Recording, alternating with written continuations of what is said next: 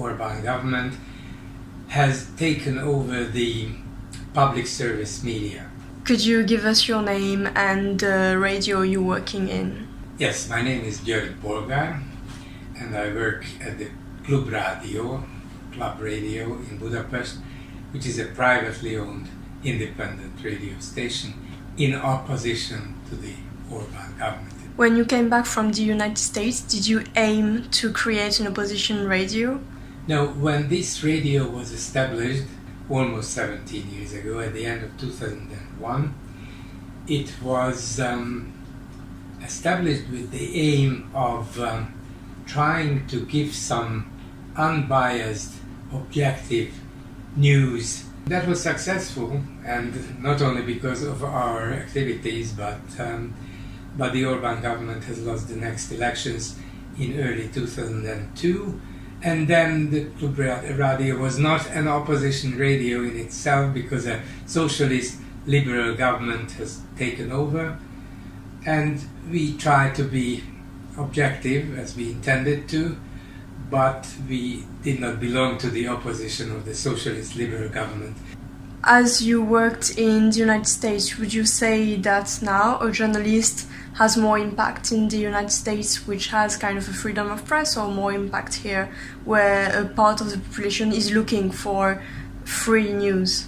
Well, it's a very complicated question, because journalists in the United States have lost a lot in their effectiveness. The New York Times or the large national television stations like ABC or CBS or NBC could reach less and less people, and the media has become much more biased and more partisan, even in the United States, though previously it was not the case. Now, in Hungary, the case is similar.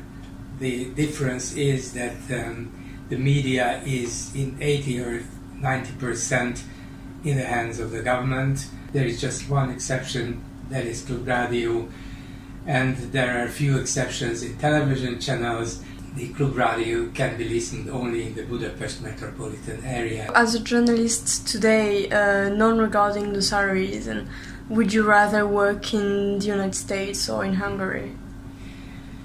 Well, it's hard to say because I'm Hungarian. Yes.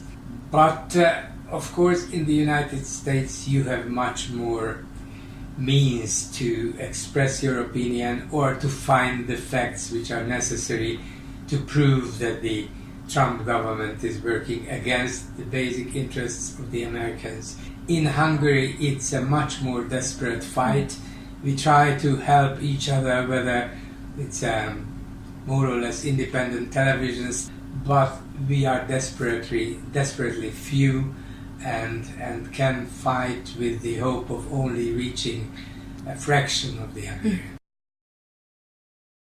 But the second Orbán government, in 2010, wanted to deprive us from our frequency license. There was a bid for those who wanted to make a radio station on this frequency, on the frequency which we worked on. A totally unknown firm has won the bid, but it turned out that it's a non-existent firm. It turned out that they have made falsifications in their bid. Actually, they were the creation of the government for sure. They were very sloppy in executing this this command from the top, evidently. And at the end, after 3 years of fights in the courts, we were the ones who at last won that frequency license for another 7 years.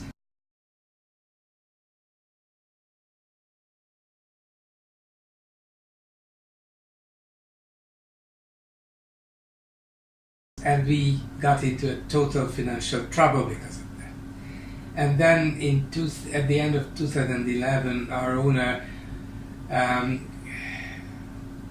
get out with a new invention, saying that we are in desperate need of money.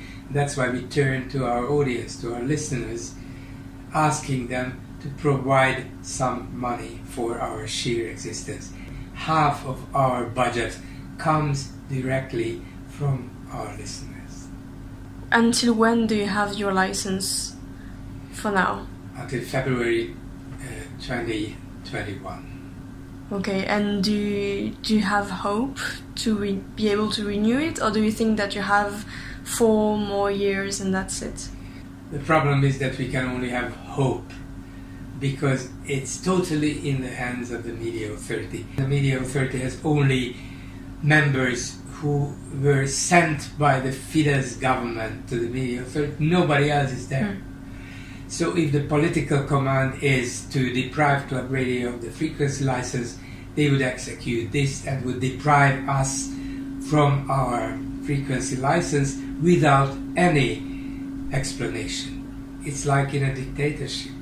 Everything depends on the central government, and even if we are a popular radio station, even if we can prove that we have more than 200,000 listeners per day, and we are the second largest talk radio in the Budapest area, the second largest after the government-owned Klubrádió, that would not be enough for the Media Authority to lengthen our frequency license. Which kind of attacks does Klubrádió receive, and do you receive yourself personal threats? Almost every day. Me and the Klubrádió, but I'm the kind of most important or most visible or best known figure at the Klubrádió, so I'm a major person of attack. Target, maybe? Major target, yes. Basically government propaganda news. With Klubrádió, is there something that you wished you would have done differently, something that you regret as a program or anything? We couldn't send a reporter, we couldn't send a correspondent to Strasbourg, to this very important European Parliament meeting where Hungary was on the table, and how the Hungarian government violated European laws and European basic rules, because we don't have the money to send people over there. We would do a lot of things differently, but we can't afford it. You have been defended by politicians like Hillary Clinton. Anyone else? Yes, the European Commission. For example, together with the owner and CEO of the radio, I went to Brussels during the long debate and court proceedings about the fate of Klubrádió and the frequency license. The owner and CEO of the radio and I went to Brussels, where we were received by one of the members of the European Commission who was in charge of the media freedom. And the European Commission was behind us. The European Parliament discussed the fate of the Hungarian media freedom and the fate of Klubrádió, so we could feel the support of the majority of European parliamentary members and the European Commission itself. Do you feel like Klubrádió has an impact on people, even around Hungary? At least 1 or 2 listeners would call me every day from Germany, from Britain, from Sweden, from Denmark, from the United States, from Canada. They are interested in Hungarian matters, and they are having some similar views about what's going on in Hungary. So yes, in a way we are influential abroad, perhaps much more than any other radio station in Hungary. Yes.